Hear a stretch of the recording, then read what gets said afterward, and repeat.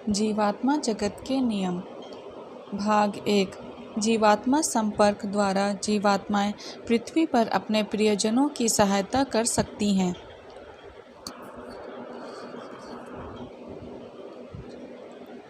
हम पृथ्वी पर रहने वाले अपने प्रियजनों के साथ संपर्क करने के लिए बहुत उत्सुक होते हैं। इसलिए हम लगातार सर्वशक्तिमान ईश्वर से प्रार्थना करते हैं कि वे हमें इसका अवसर दें। ज़्यादातर पृथ्वी के लोग अपने कामकाज, मौज मस्ती और रुपए कमाने में इतने व्यस्त रहते हैं कि वे अपने मृत परिजनों की परवाह नहीं करते। बहरहाल, हमारे माता पिता जैसे कुछ लोग अपने मृत परिजनों से संपर्क करने के लिए इच्छुक होते हैं।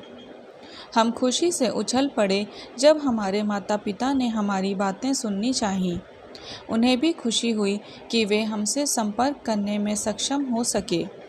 जीवात्माओं की इच्छा होती है कि हमारे मॉम डैड जैसे और भी लोग हों।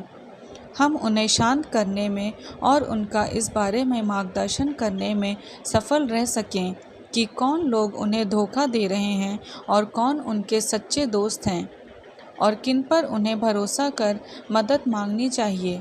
हमारे माता पिता आपकी दुनिया में बहुत अकेले हैं। उनके कुछ ही रिश्तेदार और अच्छे दोस्त हैं जिन्होंने उनकी मदद की है। हम उन्हें धन्यवाद देते हैं और उन्हें आशीर्वाद देते हैं। बहुत सी जीवात्माएं ऐसी हैं जो अपने प्रियजनों के साथ संपर्क करने को बहुत अधिक इच्छुक हैं। हमारी तरह वे पृथ्वी के अपने प्रियजनों को शांति प्रदान कर उनकी मदद करना चाहते हैं, क्योंकि पृथ्वी पर उनका दुख और बदहाली यहाँ हम तक प्रस्तावित होती हैं और हमें भी दुखी और उदास कर देती हैं। हम समझते हैं कि आप उस समय कैसा महसूस करते होंगे जब आपका कोई प्रियजन आपकी दुनिया छोड़ आपसे अलग हो जाता है। क्योंकि आप हमें देख, सुन या छू नहीं सकते, लेकिन हम आपसे विनती करते हैं कि आप शांत रहें और हमारे लिए शोक ना करें, क्योंकि हम वहाँ की तुलना में यहाँ अधिक खुश हैं। पृथ्वी की तुलना में हम यहाँ अधिक जीवंत हैं और हम यहाँ से भी आपको देख, सुन और छू सकते हैं। आपके गले मिल सकते हैं और आपको चूम भी सकते हैं। यदि आप और आपके मृत परिजन एक दूसरे के बहुत करीब हों, केवल तभी हम आपके दुख का प्रबलता से अनुभव कर सकते हैं। किसी माता या पिता और उनके बच्चों या भाई और बहन अथवा एक दूसरे से गहरा प्यार करने वाले अच्छे दोस्त और उनका लगाव हम पर गहरा असर करता है। बहरहाल, इससे फ़र्क नहीं पड़ता कि धरती पर उनका रिश्ता क्या था। यदि लोगों में सच्चा और परस्पर प्यार ना हो तो जीवात्मा जगत में आने के बाद हमारा उस आत्मा के साथ संबंध नहीं रहता। हमारे माता पिता कभी कभी हमारे बिना इतने अकेले और दुखी हो जाते हैं कि बिना जीवात्मिक संपर्क के हमारे लिए उन्हें शांत करना और उन्हें खुश करना बहुत कठिन हो जाता। हम उन्हें समझाते कि उन्हें अपनी भावनाओं को नियंत्रित करना चाहिए, क्योंकि उनके दुख से हमें भी दुख होता है और पृथ्वी पर होने की तुलना में हम आज उनके अधिक करीब हैं।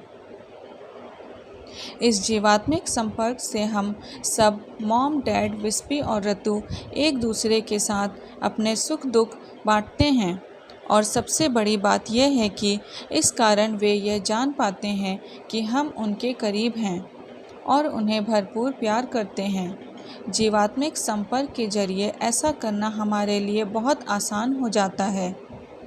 इसलिए हम पृथ्वी के लोगों से उन्हीं के भले के लिए और इसलिए भी कि हमें अपना कर्तव्य निभाने में आसानी हो, जीवात्मिक जगत के साथ सुरक्षित संपर्क करने का अनुरोध करते हैं। जीवात्मिक संपर्क की मदद से हमें आपका मार्गदर्शन करने और आपको गहरे अंधेरे में डूबने से रोकने में आसानी होती है।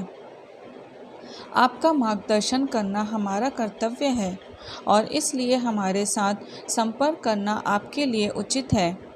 यदि आपके पास ऐसा वरदान है तो इसका विकास ज़रूर करें।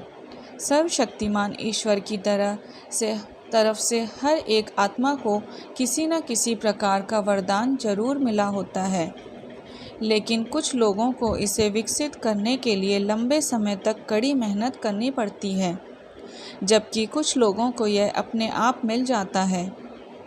अपने सहज बोध को कभी भी अनदेखा ना करें। कभी भी यह मत सोचिए कि यदि लोग आपके इस वरदान के बारे में जानेंगे तो आपको पागल या सनकी कहेंगे।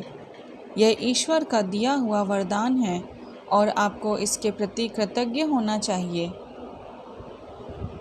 एक लड़की थी जिसे हम नीना नाम देंगे। उसे यह वरदान प्राप्त था, लेकिन उसकी माँ ने उसके दिमाग में गलत धारणाएं भर रखी थीं। वह उससे कहती थी, जीवात्मा के साथ संपर्क करना दुष्ट बात है, ऐसा फिर कभी नहीं करना, वरना कोई दुष्ट जीवात्मा तुम्हारे देह पर कब्जा कर लेगी और तुम्हें बर्बाद कर देगी। तुम शैतान बन जाओगी और तुम्हें नरक की आग में जलना पड़ेगा। नीना अपनी माँ की चेतावनी से इतना डर गई कि उसे जीवात्मिक संपर्क शब्द कहने से भी डर लगने लगा। वह एक बड़ा अवसर, एक अद्भुत वरदान और अपने आप में विश्वास खो बैठी। कई वर्षों बाद जब उसे सच पता चला और उसके पति ने उसे ऐसी किताबें दी जिनमें इस वरदान का वर्णन था, तब बहुत देर हो चुकी थी। माँ की कही बातों को भुलाकर उसने अपनी पुरानी क्षमता को वापस पाने की भरपूर कोशिश की, लेकिन वह इसे दोबारा हासिल नहीं कर पाई, क्योंकि उसका डर बहुत गहरा हो चुका था। अपनी माँ का कहा मानने का उसे अफसोस था और अपना खोया आत्मविश्वास दोबारा पाना उसके लिए असंभव हो गया था। नीना की कहानी की तरह ऐसी अनेक घटनाएं हुई हैं। इसलिए हम पृथ्वी के लोगों से यह आग्रह करते हैं कि वे सत्य को अच्छी तरह जाने बिना किसी को सलाह ना दें। अधूरा ज्ञान खतरनाक होता है। सलाह सुनने वाले लोगों को चाहिए कि वे यह निश्चित कर लें कि उन्हें जिस माध्यम से सलाह मिल रही है उसका मूल सच्चे जीवात्मिक ज्ञान के स्रोत पर आधारित है। ज़्यादातर आत्माएं निम्नतर लोकों में निवास कर चुकी हैं।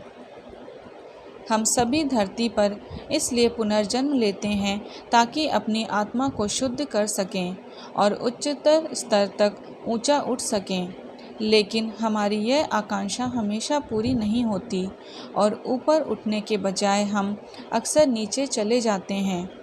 इसलिए हम में से ज़्यादातर लोगों ने दूसरे लोक से छठे लोक तक का अनुभव लिया होता है। केवल कुछ ही ऐसे होते हैं जिनको प्रथम लोक का अनुभव हुआ होता है, क्योंकि प्रथम लोक से बाहर आना बहुत ही मुश्किल है। पृथ्वी पर प्रत्येक आत्मा 100 से लेकर 2000 बार तक पुनर्जन्म ले चुकी हैं और हर एक को विभिन्न प्रकार के अनुभव मिल चुके हैं। प्रत्येक आत्मा को विभिन्न प्रकार की समस्याओं और परिस्थितियों का सामना करना पड़ता है। हम आपको यह भी बताएं कि जीवात्माओं को यह अनुमति नहीं होती कि वे धरती के लोगों को अपने सारे भेद बता दें। हम जीवात्माएं आपको केवल कुछ ही बातें बता सकती हैं। यदि हम आपको आपके भविष्य के बारे में बता दें तो जीवन की घटनाओं के घटित होने से पहले ही आप उनके लिए तैयार हो जाएंगे और आपका पुनर्जन्म किसी काम का नहीं रह जाएगा। धन्यवाद।